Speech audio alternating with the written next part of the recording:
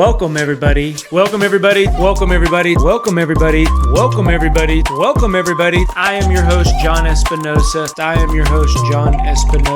the Leading Leaders podcast. Hey everyone, John here. Welcome to the Leading Leaders podcast. Today is a special day for me because I have a guest, and you all know that whenever I got a guest on the show, it's going to be big. I mean, it is going to be a masterclass like no other today because I have with me Mr. Jake Bollig.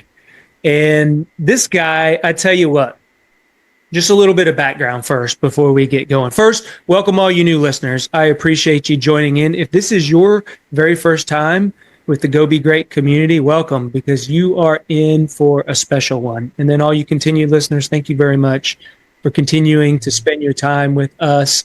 You're going to have a special treat today with Jake. Jake and I, we go way back. Jake, I won't tell the listeners how long it's been because, you know, they can probably tell by the gray in our beards, right? But we went to high school, played football together, and then we graduated, and it's been 20 plus years since I have spoken with Jake. And I've been following him from afar because he was into this leadership game well before leadership was a cool thing, a buzzword. Coaching was a buzzword. We're going to talk about, he had a podcast before podcasts were cool. And, it's one of those things.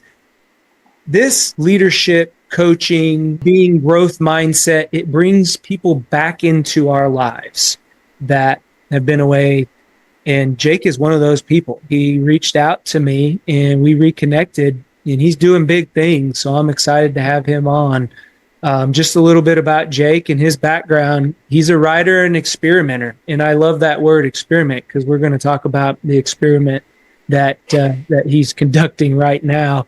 You know, I mentioned he had a podcast before leadership podcasts were cool. I mean, he was doing podcasting. I don't know, Jake, when was your podcast? When did you start? Kick that off, man. Man, I've had a few of those, but I mean, 5 years ago. I've been involved in that stuff for a while. Yeah, entrepreneur, had many business. He's published 20 plus books and articles. The guy's built $1 million brands. He didn't run a marathon barefoot. He decided a marathon was normal people, what they would do. So he did 30 miles barefoot, which I'm going to have to dig into that, buddy. And then moved to Portugal to chase a dream. He lives by a beach, and that's where he gets a lot of his inspiration. We're going to share all his socials down in the description so you guys can follow him. But Jake, welcome to the Leading Leaders podcast, man. I'm excited for you to be here today, brother. John, man, what an introduction, man. What an introduction. I don't know if I could top that. I probably set the expectations too high with that, but listen, I'm honored to be on the show, man. I really am. I've been watching what you're doing, and anybody listening sees what you're doing, and you can't hide from the fact that you're changing a lot of lives. So the fact that you invited me to be on the show, I mean, it truly means a lot to me, and I hope that I can give this show justice with some of the stuff that we talk about today. It's truly an honor. Well, you're too kind, brother. I really appreciate it. One of the things that I really dig about you is this, like, you are not afraid to just go do things. And I spent 43 years of my life questioning my decisions and waiting for things to be 100% certain before I did them, right? And I've told the listeners a lot of my personal struggles and my stories, right? And probably over the last 12 months, I've got this new mantra of go before you're ready and do it messy. But you've been doing that. This isn't a new concept for you. So tell the listeners a little bit about yourself, your story. You can go as far back as you want, but I really want them to understand that mindset that I envy, brother. I really do. Man, well, this is funny how life works and how things takes turn. Things will take a turn. And right now I just got this thought in my mind to talk about something I had no plans on talking about. And it's actually something that I've actually never publicly talked about. And there's probably only a handful of people in this world that even know what I'm about to say. So I don't even know why I chose this moment to do it, but you're talking about all these things. But before I tell you that, I want to talk real quick about what you're doing with your leadership program that you got coming up. I just want to give my little pitch. I know you didn't ask me to do this, but John has this pitch, this leadership coming up, this training coming up. I'm going to be a part of it, and I'm just going to invite anybody that's listening to be a part of this, because I think it's going to be a big game changer for the leadership community and what you're doing there. So just want to plug that real quick. So you talk about the willingness to take risks, right? I had something happen to me when I was 10 years old. Nobody knows about this. There's very few people that know about this. A handful of people that know about this. But you said, I got my mind thinking, why have I always been able to take risks? When I was 10 years old, I had a surgery. We don't have to get deep into the surgery, but I remember being in a room for waiting to hear about the surgery, waiting to hear what was going on. And I recall the doctor talking to my parents, and the doctor talked about how I was going to get really sick.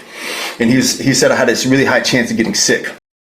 And that's something I internalized. Now get this, my big thing is conditioning, and how we condition ourselves in life. This thing had such a profound impact on me. So I internalized these words that I heard the doctor say, that I was going to be sick. And I kept that with me for 20 years. And I didn't tell anybody about it.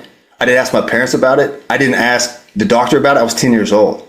And so every day for 20 years, I thought every time I got sick that I had a real chance of dying. This is really deep. I didn't mean to go so deep so fast with you guys. You can cut it out if you want. Oh, this is great, man. So for over 20 years, it was over 20 years before I even asked the question, but you say, why am I willing to take a risk? And I think it's because I thought I was short on time. So every day since the age of 10, I'm thinking I'm short on time. So for me, it's not taking risks. For me, it's just trying different things. And then after 20 years, check this out. And I'm kind of all over the place. You can reel me in if you want. So after 20 years, I decided to ask a question. Was it true? All these fears that I had every single day, was it true? And the fact that what turned out to be, it wasn't even true. I misheard the doctor. So check this out. I misheard the doctor. And for 20 years, I lived with this, and it was a real anxiety. And nobody knew about it. You wouldn't know. You didn't know about it. Oh, I did. And we played ball together. Nobody knew about it. I didn't tell anybody. Wow. Yeah, this is the first time I told anybody publicly. And so I found out it wasn't even true. But I had moved my life and moved through my life as if I wasn't going to be around long. Now I'm extremely happy that it happened, because I experienced a lot of different things, and it gave me a skill set and a tool set that I'm blessed to have now. And I like to frame it that way.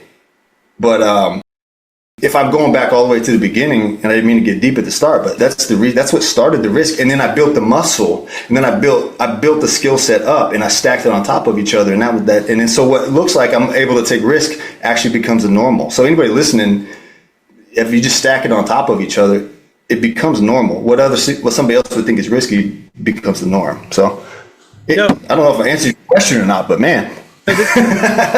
Well, it's going to lead into what you're about. I mean, this to me, Jake, I mean, it opens my eyes to a lot of what we've been talking about. You sharing that, first of all, thank you for sharing that story with us and the Go Be Great community, and being vulnerable here. And for me, it explains a lot, right? Because our thoughts, they turn into our actions, and then our actions and our thoughts equal how we are being, right? How we act. And so our behaviors. And it's interesting to me that you thought you were going to die every time you got sick. And so, walk us through that. Every time there was a challenge, or because you're talking 10, you said 20 years. So what, you 30? Were you 30-ish? Yeah. When you 30-ish. thought that this was false, this was not the case, right? Sure. So 30-ish when I started asking questions. So I had been, like a lot of people, looking for the journey, looking for a bigger purpose in life. And when I was younger, it was sports. I was decent at sports, and I was able to put a lot of time and effort into it. And then I kind of went through that period that a lot of athletes go through afterwards, which I call a misallocation of energy, which you got to find an outlet for your energy, or it comes out in negative ways. And so I was going through that period, and I had already written a few books by that time. I must have been 32, I think. So I'm 22 years, 32. And then I started questioning what was the purpose? What was the purpose of all this stuff that was going on? And funny story, I was in a kind of a down moment, kicked the empty box found a Tony Robbins CD that I had bought 7 years prior, and then it was back in the game. So it was back in the game, and that's kind of the journey of it. And what it went through was a lot of insecurities. So I had a ton of insecurities at the time. Looking back, and a lot of it, I overcame the insecurities with a lot of what people would perceive as arrogance. I had to cover up for the perceived weakness I had. Like I said, I thought I was going to be sick all the time. So I was like, I'm this guy. I'm gonna be this guy, and so that led into just doing as much stuff as I could possibly do. That is, one thing that I think people don't give themselves enough credit for is their thoughts. We talk a lot about the fact that when we begin to tell ourselves stories, the biggest enemy that I have is between my left and my right ear. Mm-hmm. It's amazing what the power of being able to open up, right, our minds to the art of the possible. Whether it was a death sentence or it was, a traumatic past. We're going to talk about a traumatic event that you had that's turned into what you're doing now or helped spur a lot of the process that you're teaching now. But, when I think back, even as early as I can think back, the experiences that we have had growing up and the conditioning, right? I think you would call it conditioning because you believe that we are already creative. We're born creative. And through this social conditioning, we get it taken away or stripped of that. So tell the listeners a little bit about that piece alone. Right. Yeah, sure. So that's what I'm absolutely passionate about that now and that piece of it, because and I want to make it very clear that everything I went through, everybody goes through something. I'm extremely happy that I went through all the stuff I went through. So I don't want it to sound like I'm looking for sympathy, because I'm lucky. I'm the luckiest dude there is because I got to go through all that. And it made me this. But what I didn't realize through a lot of that is conditioning. Like in that situation for 20 years, I was telling my mind something and it wasn't even true. So now if I can tell my mind something that's not true, maybe I can tell my mind something that's not true, but I can make it true eventually. Right. So maybe I don't live in Europe, but maybe I can tell myself how I'm going to get there. And then I make a plan, I put it into place. And then 6 months after the plan, I'm sitting on a beach in the south of Portugal, looking at the stars, writing a book. Yeah. And it's because of the conditioning that's possible. So yes, I'm extremely passionate about conditioning now and seeing the opportunities that we can make for ourselves. So you talked about a traumatic incident that I had. 2014, I was lucky to have a truck accident. And I don't know if you've ever experienced this, but I was driving down the interstate, snowy road. I start to spin out.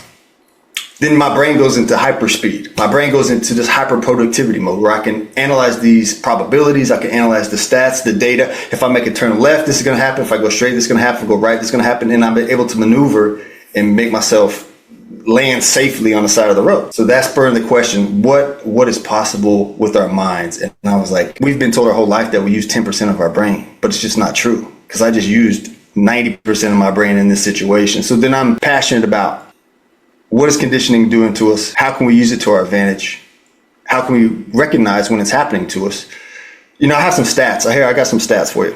All right, sure. 60 to 70% of the time we spend in school, we're being conditioned to follow orders, follow a hierarchy. There's a guy named Philip Jackson did a study. He said about 60 to 70% of the time that we're in school, we're being conditioned to follow rules. So here, it gets me thinking, what can we do if we condition our brains the other way? So I'm passionate about it. So when we talk about conditioning, because even today, right, I was having a conversation with my son. He was 26 years old. And we were talking, he's a new father, right? My granddaughter, he's a father of my granddaughter. I get a smile every time I talk about her on my face. And, he was remembering his childhood, and we were talking about this really just man to man. It was a father to son, man to man moment. And right now he is so focused, like hyper focused on work. And I had to tell him, son, you got to spend some time with your family, right? I mean, having a young family, you have kids, I have kids. But he said, Dad, one of the things that you taught me was to always work. I always had a job, right? I mean, they were young. I was going to school. I had a job. Jen had a job, my wife, and that's all he grew up around was working hard. And I don't ever remember like telling them, "Hey, go work hard," right? Or, "Hey, this is what you need to do to be successful." Yeah. That modeling, it was that conditioning, right, that we have. And I always say, people will do as you do, not necessarily as you say. Yeah. For this conditioning, Jake, to work, I mean, you said something in your course, in your process here is why shouldn't you try to create and be right at the same time?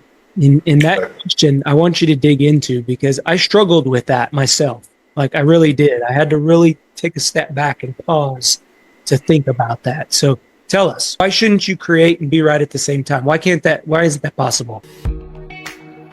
Hey everyone, John here. I wanted to jump on and quickly talk about my Kickstart the New Year Challenge. If you're feeling stuck, if you're feeling like you got a lot of irons in the fire and you're not really progressing, you're not getting anywhere, maybe you feel lost. I know I did. And over the past decade, I have been working on a coaching program to help myself, and now I want to give it to you. Head on over to thejohnespinosa.com, sign up. You're not going to want to miss it. You owe it to yourself to kickstart the new year. Get going now. Don't wait till January 1 when everybody else is going.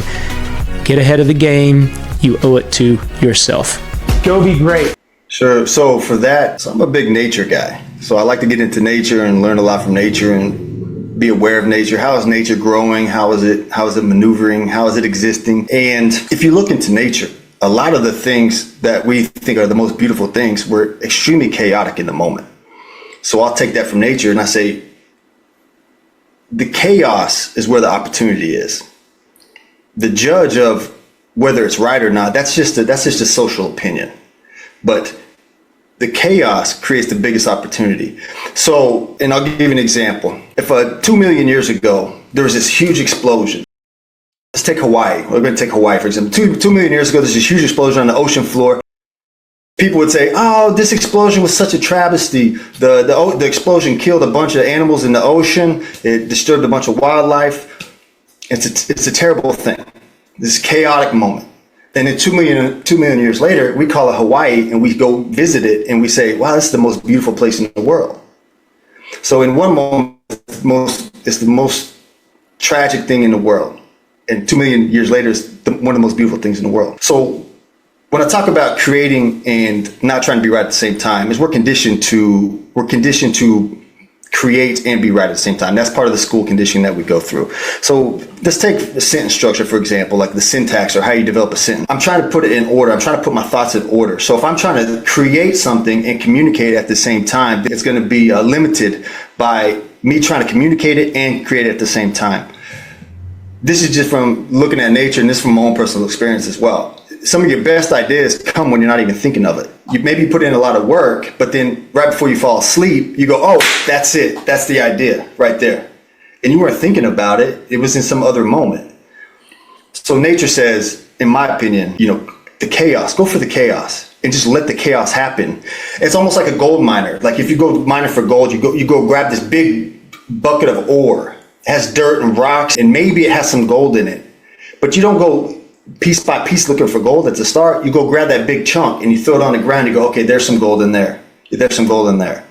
So it's kind of like that. Just go for the creativity and allow yourself to be creative. And then out of that, you're going to find some gold. That's my experience, at least. Yeah, no, because you talk about in the process of, you call it what? The ultimate gold nugget, right? And finding that ultimate gold nugget. Talk a little bit about that. What is that? What does it look like? Well, the ultimate gold nugget. So it's just the ability to have fun and create. So our actual natural ability to create is conditioned out of us by the school system. So let me give you an example. You go to a 5 or 6-year-old class and you ask the kids a question. Everybody raises their hand. Everybody has an answer.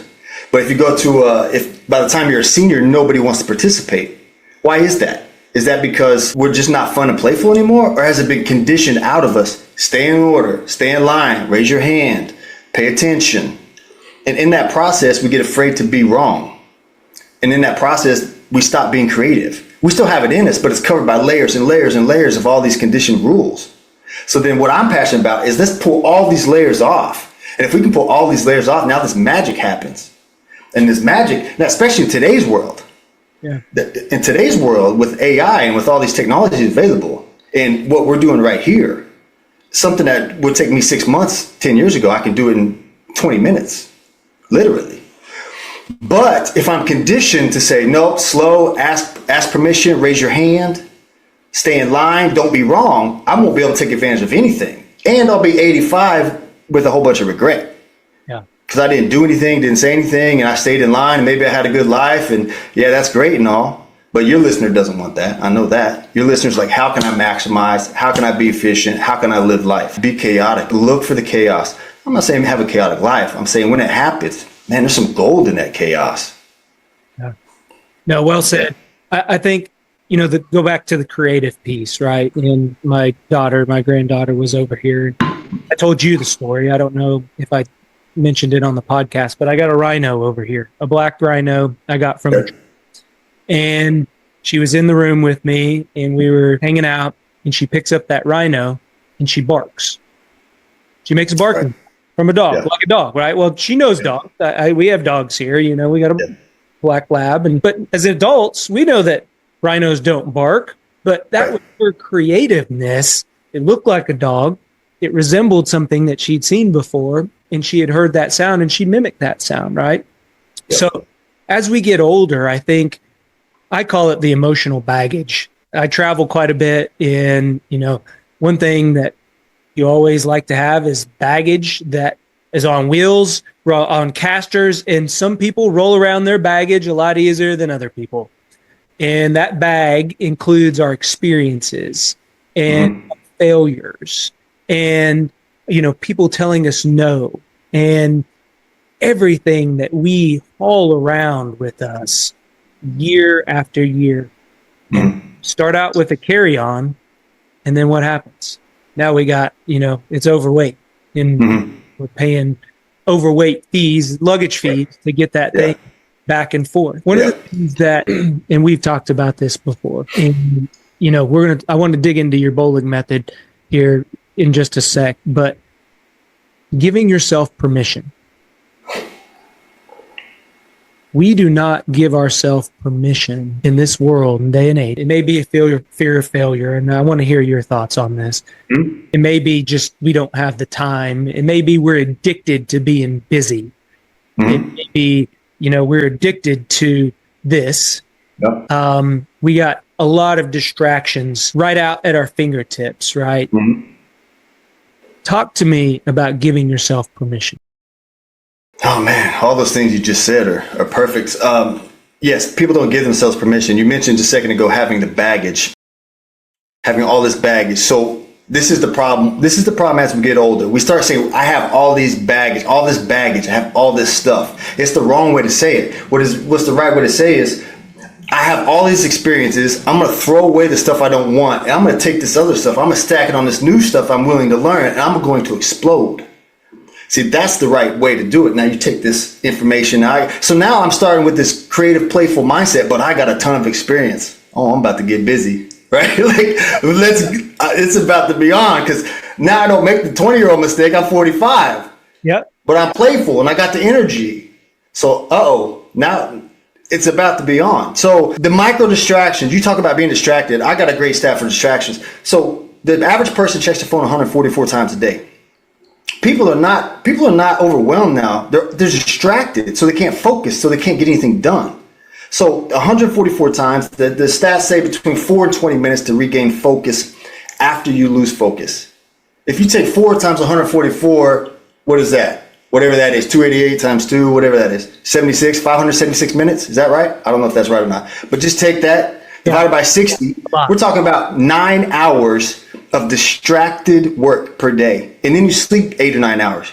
It's not, we have time. we got to turn the phone off. These are real stats and real data you can't dispute. It takes 4 minutes at least to regain focus. So you go through the entire day, you watch a little TV at night, and you go, I didn't really get much done, or you feel like you can't get any momentum. It's because you can't get momentum.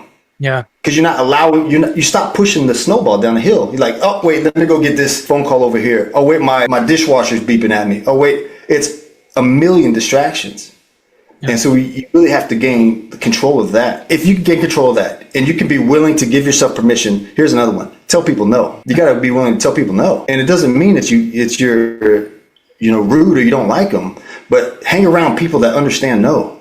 If you called me and said, no, man, I got to shut it down for 4 days. My phone is off. I can't talk to you. I'd say, cool, man. If anything I do to help, let me know. Because I get it. So be around people that accept no. And that's another important step. I can't even remember what you asked me, but you got me rolling about the baggage, man. Like you got to you have the permission. Stop raising your hand. Stop raising your hand. You're an adult. Don't raise your hand. Just go do it. And if you don't know how to do it, there's no excuse today because now we have ChatGPT. Yep. And I did this thing the other day. I was like, I need to have data and stats to back up what I'm saying about conditioning. So what I like to do is I rewire my brain to go hyperspeed, to be able to understand what's going on. And so I say, I have this little manufacturing company I wouldn't mind putting together. Okay. I don't know if I'm going to put it together or not, but I said, ChatGPT, I need to create this company within 72 hours. I need all the logistics. I need all the suppliers and all the machines. I need all the software data so I can model another website that's similar to it, but I need it to be different. I want to copy it. I need all the legal. I need all the payment processing. I need it all done within 72 hours. I need you to give me a plan to do it in 72 hours. And it kicked me out a plan to do it in 72 hours and all the things, maybe 125 items, wow. But we do 125 items every day anyways. 72 hours. The same business would have taken me 6 months to do before. And so, but part of that is I give myself permission to ask the crazy questions because today, there's a short period of time right now, John, there's a short period of time to explode to anybody that wants to take it. That's my opinion. Yeah. Short period of time before things get really crazy with all the technology and stuff. But as far as giving you permission, you just have to take control and you just have to say, man, let's go to Europe. Let's go to Europe. Whatever it is, everybody's got a thing. You know, let's take control of my household. Let's take control of my finances. Let's take control of my weight. Let's just take control. Yeah. I don't need to ask anybody permission. So yeah, that's kind of my take on that. Oh, great point. I mean, I tell you, if you do not take away something from the conversation today, listeners, please, you take away just one thing. It is that. Give yourself permission, right? Take control. It's your life.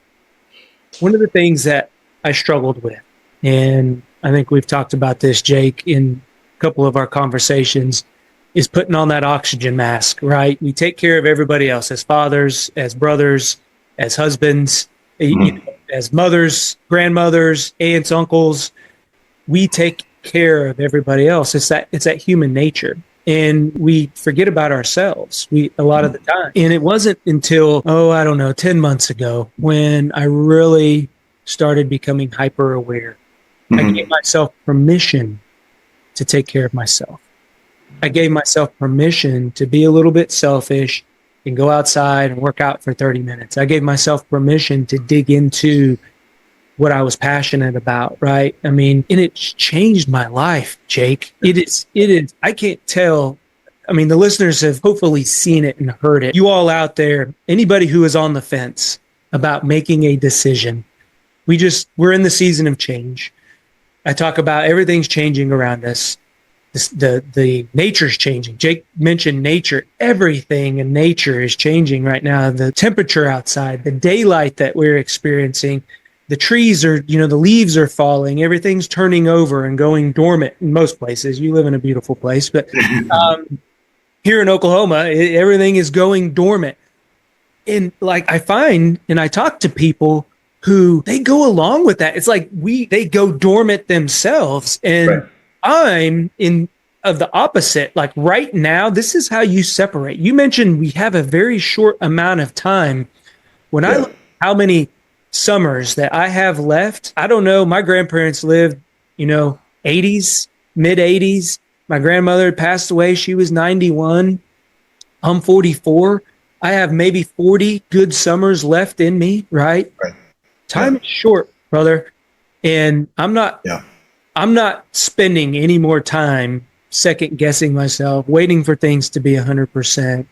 And that's what I love about you. When we reconnected, it was a instant, we could talk about leadership. We could talk about this for hours, right? I mean, we're going to have to cut off here at an hour, but we'll do another episode because there is so much to unpack. If you like what you're hearing, do us a favor, click on that subscribe button, give us a thumbs up, or leave a comment. That lets us know that what we are putting out benefits you. If you want additional information or resources or learn how to work with me, head on over to thejohnespinosa.com, because when we become better versions of ourselves, it helps us get others to where they're going. Go be great. Talk to everyone later.